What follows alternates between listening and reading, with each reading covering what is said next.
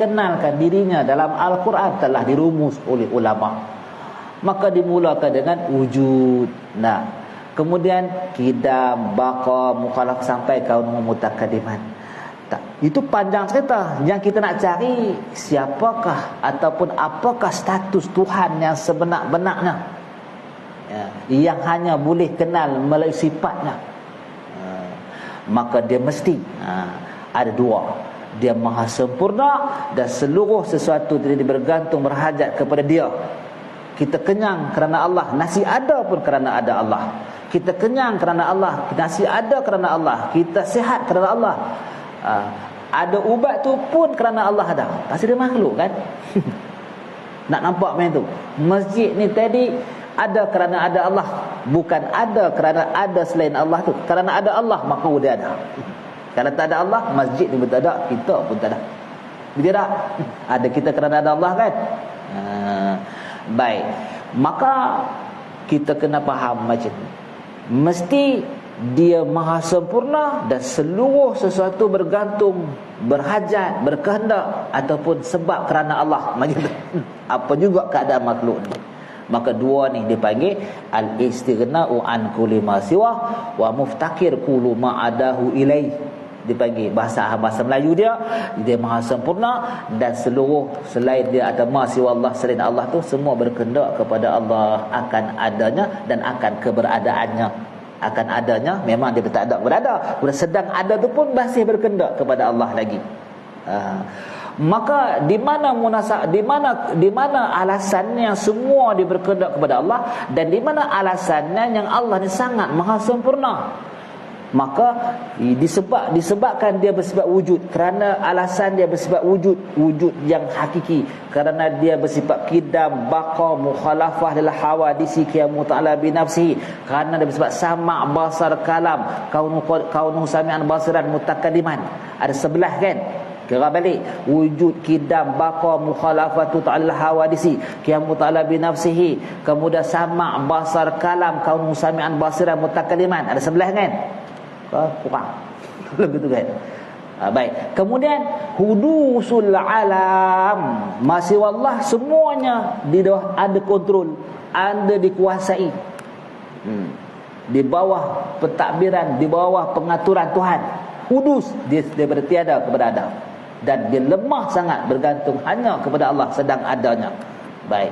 Kemudian yang keduanya, maha suci Tuhan. Kenapa dia maha sempurna? Dia tidak akan ataupun dia tidak langsung ataupun tak berkehendak ada kepada berhajat dengan apa sebarang faedah daripada kejadian-kejadian yang dijadikan ni. Hukum-hukum yang ditetapkan ni, dia tidak ambil faedah pun. Kita nak mati pun, semua nak mati pun dia tak ada kurang ketuhanannya. Semua hidup tak mati-mati pun dia tak pernah bertambah ketuhanannya. Daripada langit sampai ke bumi semua ni nabi pun tak pernah bertambah ketuhanannya. Daripada langit ke bumi semua iblis pun tak pernah kurang ketuhanannya. Punyanya maha suci dia daripada sebarang faedah atas semua terjadi ni. Kemudian yang ketiga, la ta'sir kainat bi quwwati wa la ta'sir kainat bi tab'ihi. Dengan maha sempurnanya Tuhan, dengan dia bersifat istighna atas alasan sebelah sifat tadi, ditambah dia juga tidak mestilah dia juga nyalai daripada Allah secara tabi'inya, tidak memberi bekah, secara kuatnya tidak memberi bekah. Tabi'i nasi mengenyangkan, tabi'i api, apa ni, kuat api menghanguskan. Sama ada tabi'i nasi itu mengenyangkan atau ataupun kuat api menghanguskan, kedua-duanya sebenarnya tidak boleh sama sekali memberi bekah pada keyakinan kita macam itu. Kalau tak, keganggu kesempurnaan Tuhan. Ini nak clear ni. Tak boleh tak boleh. Kalau tak, tawakal tu hanyut. Dia tak sangkut. Nak tawakal lagu mana dekat Allah? Maksudnya nak bergantung, nak berharap dengan Allah kepada apa ni lagu mana? Asas nak bergantung tu tak ada. Kita siapa mancing tu bukan tabung umpan. Kita tahu pancing tu ladung saja. Kain pun tak ada. Lepas tu nanti ikan dapat. Kalau kata tabung umpan, agak-agak juga boleh tercakok juga tajam kain tu. Maknanya kalaulah kita tak clear di sini, tawakal tu tak sangkut langsung, macam kita mancing hanya tali yepi, kain pun tak ada, umpan pun tak ada. nak tak sangkut ingkar tu. Yang keduanya, wa muftakir kullu ma adahu ilai. Semuanya berhajat kepada Allah, semuanya bergantung kepada Allah. Apa alasannya? Alasan disebabkan Allah bersifat wadaniyat, kudrat, iradat, ilmu, hayat, kaunu qadiran, muridan, aliman, hayyan. Kemudian hudusul alam. Semua ni tadi baharu. Kemudian la ta'siru kainat biquwwati, sama aja, wala ta'siru kainat bi tabai. Maka kedua ni tadi tambah dengan 9 jadi 11. Hak tadi 11 tambah 4 tambah 3 jadi 14. Tuan-tuan ingat tak? Tadi kan 13, tadi kan 11, kemudian tambah 3 tadi kan hudusul alam, kemudian Allah tak mengambil faedah, kemudian sekalian makhluk tadi tabi'inya tak boleh bekas kan, 3 tambah dengan 11 jadi 14. Hak yang kedua tadi muftakir tu insya dah pun tuan pengurusi, kita berhenti ke apa?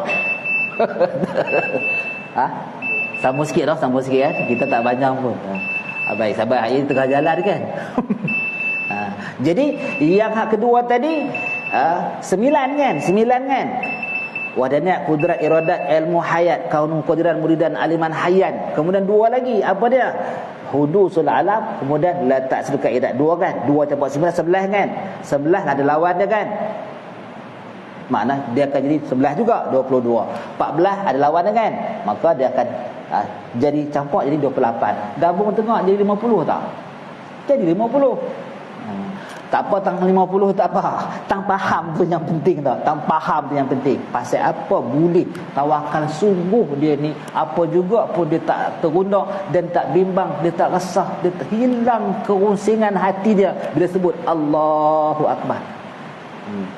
Antara hikmat mengapa kita ni tadi dituntut takbiratul istiqalah. Kan kita ni takbir ihram yang wajib kan. Takbir istiqalah Allahu Akbar. Nah, sami Allah tu bukan takbir lah, Allahu Akbar. Dan disunatkan pula kita ni tadi panjangkan takbir istiqalah tu supaya tiada satu pun gerakan tidak ada zikir dengan Allah. Maka kalau kita turun daripada berdiri, daripada i'tidal nak turun ke sujud kan panjang. Allahu Akbar. Serah semua dekat Allah. Gerak ni pun dengan Allah, dia ni pun dengan Allah. Pasal nampak dia tu tadi tulang ni tak ada memberi bekas pada boleh menahankan kita boleh rukuk. Allahu Akbar.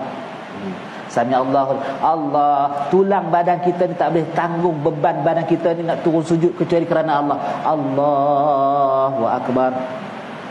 Bila kita asyik ketika duduk dengan Allah, dia bangkit dengan Allah, disimpulkan gerak diam kita tu ada hal yang kita gantung kepada Allah, iaitu tawakal. Maka ketika kita bergantung dengan Allah, gerak diam kita tu tadi, ketika itulah kita sedang menyaksi sungguh Allah tu esa pada perbuatan. Yang kata Allah kan qul huwallahu ahad tadi kan.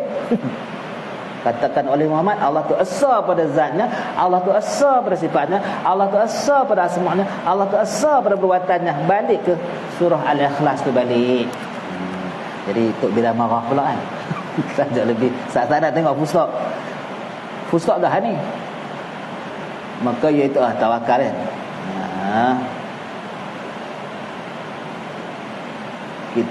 Kita panjang tu kan. Dan ada pun tawakal, tak pi ke mana, tak ke tak undur, tak ke depan, tak situ balik. Wallahu a'lam bissawab.